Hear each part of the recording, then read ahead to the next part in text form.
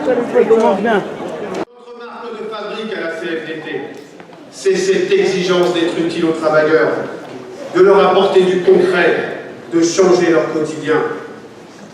Et c'est grâce à cette exigence, au travail de chacun d'entre vous, que la CFDT a remporté une immense victoire durant ce mandat. Pour la première fois depuis la création du syndicalisme en France en 1895, pour la première fois en 122 ans, nous sommes le premier syndicat dans le secteur privé. Alors, tes impressions du premier congrès? Quand je suis entrée dans la salle, j'ai trouvé que c'était énorme. Et en fait, je dirais que le début du congrès, j'avais l'impression que ça se passait un peu comme un meeting politique. Et ça m'a fait un peu peur en fait, parce que je voyais plus un congrès de la CFDT comme un congrès revendicatif où chacun s'exprime. Et effectivement, j'ai trouvé qu'à partir du moment où il y a eu des interventions, le congrès était beaucoup plus vivant et c'est toujours très intéressant d'entendre ce qui se passe ailleurs.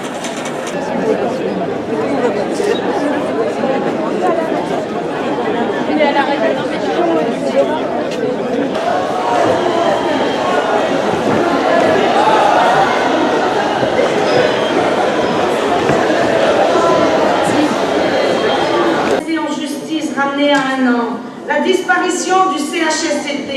Nous n'étions pas déçus mais en colère et nous l'avons fait savoir. Mais reproche-toi, tu passes à la télé. Plus ou moins vivement, vous êtes bien à la CFDT.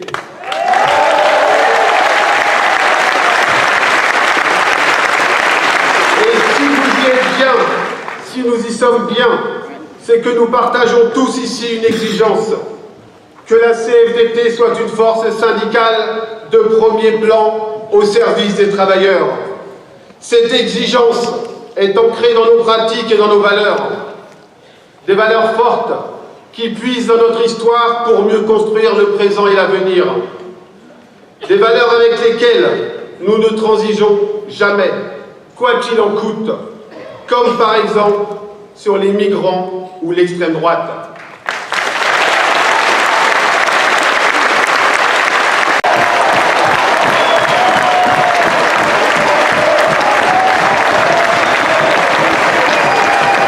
Alors, tes impressions après le discours de Laurent Berger sur le rapport d'activité? Alors, mes impressions. Tout d'abord, j'ai découvert que Laurent Berger avait beaucoup d'humour. Et ça, c'est pas forcément apparent quand il est interviewé à la télé ou dans les journaux. Alors, la deuxième chose, c'est que dans les débats, j'ai entendu beaucoup de souffrance à la fois des travailleurs et à la fois des militants. Et je me demandais si sa réponse, s'il avait entendu cette souffrance-là. Et j'ai eu l'impression dans sa réponse qu'effectivement il l'avait entendu et qu'il allait essayer d'y répondre. Enfin, pour les travailleurs, ça me paraît évident, mais aussi pour les militants. La dernière chose, qu'est-ce que j'ai pensé? Oui, c'est qu'en fait, je me suis quelquefois posé pourquoi je suis à CFDT.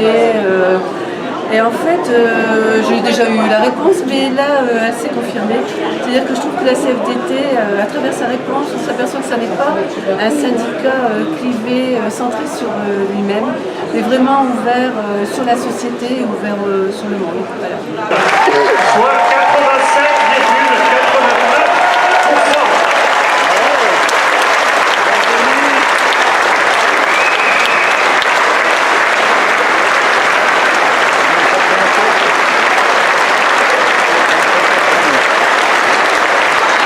Alors, la résolution, une richesse dans les débats, des interventions de très très grande qualité, très variées, qui allaient à la fois de l'avenir de nos retraites jusqu'à la fin de vie, la problématique de la fin de vie. Et donc vraiment, ce qui me conforte encore une fois dans l'idée que la CFDT est vraiment s'intéresse à tous les domaines et n'est pas uniquement concentrée au seul domaine du travail. Concernant les retraités? Alors pour les retraités, ne serait-ce que dans le vote sur le bureau fédéral, les retraités vont être représentés puisqu'il y avait un collège retraité et donc une élue. Et donc, je pense que la problématique des retraités qui sont partie prenante et qui font entièrement partie de la CFDT seront pris en compte. Et donc,